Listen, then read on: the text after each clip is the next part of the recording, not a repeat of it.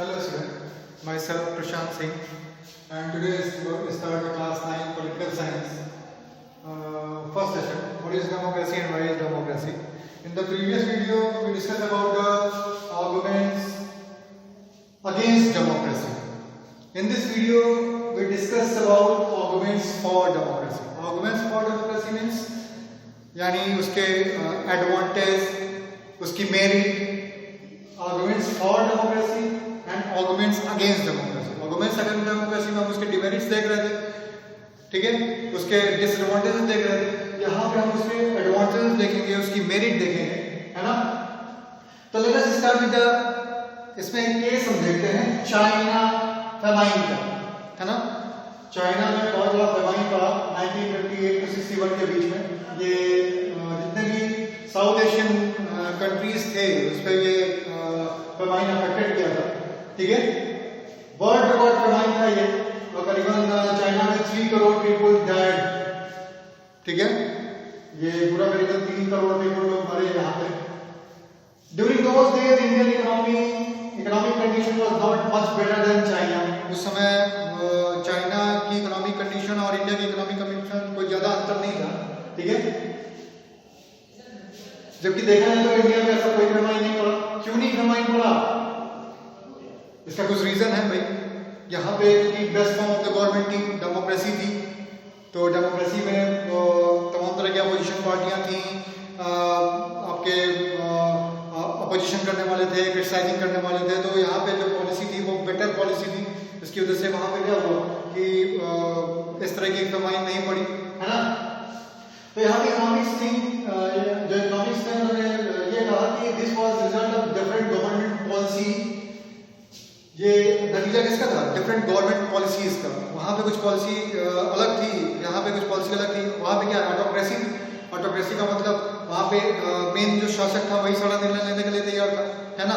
यहाँ पे क्या था कि जो जनता अफेक्टेड कर रही है जो चीजें, अगर जनता को लाइक नहीं हो रहा है तो उसमें चेंजेस किए जा सकते हैं. तो इसमें थोड़ा चेंजेस ये आया कि ये जो डेमोक्रेसी है यहाँ पे ये different result of different government policies पे डिपेंड किया उन्होंने. And this bring out to the why democracy is considered best form. इस तरीके से नया फीचर सामने आया गया कि किस तरीके से जो बेस्ट फॉर्म ऑफ गवर्नमेंट है democracy, and democracy is better than any other form of the government. किस तरीके से वो बेटर है other form of the government से. No laws famine has been taken place. कोई भी लॉज फेमाइन नहीं आया.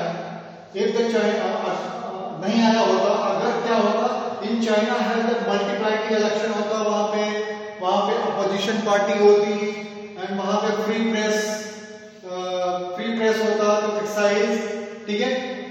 अगर ये सारी चीजें होती तो इस तरह की फेमाइन कंडीशन वहां पे नहीं आती. वहां पे चूंकि डिक्टेटरशिप था, तानाशाही था, जो शासक ने चाहा वो किया. इसकी वजह से जनता को इतनी सारी फैसिलिटीज नहीं मिल पाई. नतीजा क्या हुआ कि फूड स्कॉर्सिटी हो गई, भुखमरी हो गई, बहुत सारे लोग वहां मर गए. अगर वहां पे पॉलिसी अच्छी होती, प्लान अच्छा होता, वहां पे एक फुल्ली डेमोक्रेसी होती, तो इतना बड़ा अफेक्टेड, उसका प्रभाव इतना अफेक्टेड नहीं होता उस समय का, है ना. तो ये सारी चीजें अगर वहां पे होती, चाइना का है मल्टी पार्टी इलेक्शन होता, वहां पे दूसरी पार्टी जीतती, और वहां पे अपोजिशन पार्टी होती जो कि क्रिटिसाइजिंग करती गवर्नमेंट की, या फिर फ्री प्रेस होती जो कि क्रिटिसाइजिंग करती. ये सारी अगर सिस्टम होता तो वहां पे इस तरह की फेमाइन नहीं पड़ी होती. तो यहाँ पे जो इंडिया की जो पॉलिसी थी, जो प्रोग्राम था, उसकी वजह से ये आउटकम कर गया, सर्वाइव कर गया. और वही चाइना जो है वो उसको टैकल नहीं कर पाया, क्योंकि वहां पे क्या थी, ऑटोक्रेसी थी. तो इसका कंक्लूजन क्या निकला भाई? इसका कंक्लूजन ये निकला कि due to democracy India overcome this impact. Democracy के थ्रू इंडिया जो है वो ओवरकम कर गया. इस तरह के फेमाइन यहाँ पे नहीं पड़ा. क्यों? और फूड स्कॉर्सिटी भी नहीं हुई, क्योंकि यहाँ की जो पॉलिसी थी, यहाँ की डेमोक्रेसी जो थी वो अच्छी थी, है ना. अब हम बात करते हैं किस तरीके से डेमोक्रेसी बेटर है ना. तो पहली चीज आती है कि मोर accountable for the government. More accountable का मतलब यानी अकाउंटेबल मतलब जवाबदेह, यानी जनता के प्रति जो लीडर चुन के जा रहे हैं उनको जवाब देना है, यानी बेटर करना है, बेटर रिजल्ट देना है. अगर बेटर रिजल्ट नहीं देंगे तो पीपल्स क्या करेंगे, डिसलाइक करेंगे, उनकी क्रिटिसाइजिंग करेंगे, है ना. उनकी जो कमियां हैं उनको गिनाएंगे. तो जाहिर सी बात है कि जो पॉलिटिकल लीडर्स चुन के जाएंगे वो बेटर करने की कोशिश करेंगे, क्योंकि उनको on the behalf of the people वो भेजे गए हैं और अकाउंटेबल टू द पीपल है, जवाबदेह हैं, यानी उनको जवाब देना है, अपने जो चीज़ें हैं उनको करना है अच्छी तरीके से, बेस्ट रिजल्ट देना है ना। तो ये सारी चीज़ें आपकी आ जाती है किसमें, it is more accountable for the best form of the government, है ना, बेस्ट रिजल्ट उनको देना है। And improve the quality making decision, quality making decision को भी ये इम्प्रूव करता है क्योंकि लॉट ऑफ कंसल्ट होता है, डिस्कशन एंड डिबेट्स होता है, तो जाहिर सी बात है कि कोई पॉइंट जो है वो ज़्यादा फिल्टराइज होकर आता है। कहने का मतलब यह है कि जो कमियां हैं वो lot of debates and discussion के कारण क्या हो जाती है, दूर हो जाती हैं। तो इसका जो क्वालिटी मेकिंग डिसीजन है वो क्या है, इससे और भी इम्प्रूव होता है ना। It provide the method to deal with the differences and conflict, ये क्या करता है कि डिफरेंसेस एंड कॉन्फ्लिक्ट को क्या करता है, दूर करता है, विवाद को मिटाता है, ठीक है। डील विद द कॉन्फ्लिक्ट, कैसे हम डील करेंगे उस मेथड्स, उस डिफरेंसेस से या फिर जैसे कॉन्फ्लिक्ट से। तो जैसे क्या होता है कि इंडिया में क्या लॉट ऑफ डाइवर्सिटी है, लॉट ऑफ कल्चर है, लॉट ऑफ तरह तरह के लोग हैं और उनके बीच में जाहिर सी बात है कि अगर यहाँ पे ऑटोक्रेसी होती तो ओनली वन कॉस्टिज्म को या वन मेजॉरिटीज को कुछ विशेष अधिकार होते, स्पेशल राइट्स, अदर्स के लिए, माइनॉरिटीज के लिए क्या होता है, ऐसा नहीं होता। लेकिन यहाँ पे क्या है, ऐसा कुछ नहीं है ना। डेमोक्रेसी के थ्रू क्या होता है, ये deal with the differences with the conflict, ये कॉन्फ्लिक्ट और जो डिफरेंसेस है उनको दूर करने की कोशिश करता है, वो बेटर सोल्यूशन लाने की कोशिश करता है ताकि उनके बीच में कोई मनमुटाव ना हो। इसलिए आपने देखा होगा कि जैसे रिजर्वेशन देने का या फिर माइनॉरिटीज को विशेष अधिकार देने का, ये पर्पस क्या है, इक्वलिटी लाने का, है ना। तो इस तरीके से ये क्या करता है, एक तरह का deal with the differences and conflict दूर करने की कोशिश करता है। अगली चीज आती है dignity of citizens. Dignity of citizens यानी डिग्निटी को कैसे मेंटेन करता है, पॉलिटिकल इक्वलिटी देता है, रिस्पेक्ट फॉर द राइट्स देता है, अधिकारों को प्रेशर देता है, political equality, one person one vote, सभी के लिए समान है, कोई बड़ा नहीं कोई छोटा नहीं है, no rich person no poor. तो ये क्या शो करता है, पॉलिटिकल इक्वलिटी को शो करता है। और दूसरी चीज आपका है रिस्पेक्ट फॉर द राइट, अधिकारों को भी प्रेशर देता है कि ये अधिकार आपका है, ठीक है। तो जो गरीब तबका है वो भी अपने अधिकार की डिमांड कर सकता है। तो political equality and respect of rights क्या करता है, डिग्निटी ऑफ सिटीजंस मेंटेन करता है। It is better than other form of the government because allow us to correct its own mistakes. ये क्या करता है कि अगर कोई गलती हुई है, कोई डिसीजन मेक करने में कोई फॉल्ट हुआ है, तो उसको चांसेस क्या करता है, allow to correct in own mistake सुधारने में मदद करता है। आपने पढ़ा है कि लॉट ऑफ डिस्कशन, कोई भी पॉलिसी है उसको पहले जब फेस को होता है तो लॉट ऑफ डिस्कशन डिबेट्स होता है, और डिस्कशन डिबेट्स होगा तो जाहिर बात है डिले होगा, और डिले होगा तो ये जो कमियां हैं, जो फॉल्ट है वो दूर करने की कोशिश होगी उसमें, है कि नहीं। और अगर डिस्कशन डिबेट नहीं होता, तुरंत रूल पास हो जाता तो उसके मिस्टेक का पता नहीं लगता।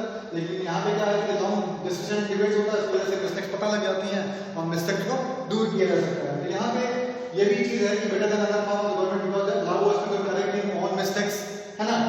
अगली चीज आती है कंसल्ट एंड डिसीजन।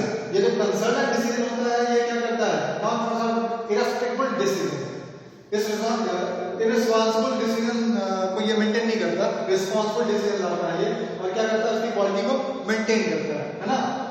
और सबसे बड़ी चीज है कि peaceful solution of all problem, ये एक तरह का क्या है, peaceful solution of all problem है। तो इस तरीके से आपको लिखने के लिए आता है कि right on the 5 feature of argument against democracy और फॉर डेमोक्रेसी। अगेंस्ट डेमोक्रेसी की जब बात करेंगे तो फिर हम नेगेटिव पॉइंट लिखेंगे, और अगर फॉर डेमोक्रेसी की बात करेंगे तो इसके हम मेरिट के बारे में लिखेंगे कि डेमोक्रेसी क्यों बेटर है ना। अब बात करते हैं लास्ट फीचर की, लास्ट सेगमेंट्स की, which are called the border meaning. Border meanings में हम ये देखते हैं कि आजकल तो मॉडर्न डेमोक्रेसी है। मॉडर्न डेमोक्रेसी में क्या होता है कि डेमोक्रेसी जो पहले थी वो आज की डेमोक्रेसी में काफी अंतर है ना। आजकल की जो डेमोक्रेसी क्या है वो रिप्रेजेंटेटिव डेमोक्रेसी है। रिप्रेजेंटेटिव डेमोक्रेसी का मतलब क्या हुआ कि a majority is allowed to take decision on the behalf of all the people। एक मेजॉरिटी को अलाउ किया गया है डिसीजन लेने के लिए, किसके डिसीजन लेने के लिए, on the behalf of people, लोगों के बिहाफ पे उसको डिसीजन लेने के लिए क्या दिया गया, अधिकार दिया गया, ठीक है। अब ये जो पीपल्स हैं, ये जो मेजॉरिटी है, majority of the people people does not rule directly, ये डायरेक्टली रूल नहीं करते, ये क्या करते हैं, इनडायरेक्टली रूल करते हैं। इनडायरेक्टली का मतलब the rulers through their elected representative, ये जो रूलर्स आते हैं ये किस तरीके से आते हैं, किस तरीके से आते हैं, इलेक्टेड रिप्रेजेंटेटिव्स के थ्रू आते हैं। जैसे कॉन्स्टिट्यूएंसीज होती है, उसमें इलेक्टेड रिप्रेजेंटेटिव खड़े होते हैं, all the peoples who have the 18 year of age have given to vote, and वो वोट के थ्रू फिर वो क्या होता है, उनकी काउंटिंग की जाती है, उसमें जो विनर होता है वो क्या हो जाता है, उस कॉन्स्टिट्यूएंसीज में चुना जाता है। इस तरीके से ये क्या होता है, the rulers through their elected representative, ठीक है, ये elected representative on the behalf of the people क्या करते हैं, एडमिनिस्ट्रेशन करते हैं, ठीक है। एंड अगली चीज आपने पढ़ा क्या कि ये क्या है कि ये आपके अकाउंटेबल भी है, यानी अकाउंटेबल ऑफ द गवर्नमेंट भी है। बिहाफ ऑफ द पीपल तो शासन करते ही है, लेकिन साथ साथ में क्या है, अकाउंटेबल है, जनता उनसे क्या कर सकती है, क्वेश्चन कर सकती है, उनके वर्क पे डिटेल ले सकती है ना। तो इस तरीके की जो कंडीशन आती है वो किसमें आती है कि रिप्रेजेंटेटिव डेमोक्रेसी में आती है ना। अगली चीज इसमें कुछ ये नेसेसरी क्यों है भाई रिप्रेजेंटेटिव डेमोक्रेसी, इसके लिए दो फीचर्स आती हैं। पहली तो ये है कि in the modern democracy involves a large number of people that is impossible for them to sit together and take a collective decision. सारे लोग एक साथ बैठ जाएं, अरे इतनी सारी पॉपुलेशन है, सारे लोग एक साथ तो बैठ नहीं सकते, एक साथ डिसीजन मेक नहीं कर सकते। जाहिर सी बात है कि आप कुछ स्पेशल रिप्रेजेंटेटिव्स को चुनिए on the behalf of people, वो जाके आपके डिस्कशन डिबेट्स करेंगे, है ना, पॉलिसीज बनाएंगे।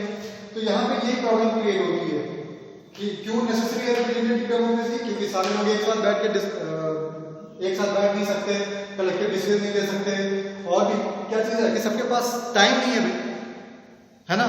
अभी जैसे मान लीजिए एवरी पर्सन के पास बहुत सारे काम हैं, लॉट ऑफ वर्क, तो अपना टाइम छोड़ के वो आपके यहाँ जाएगा नहीं।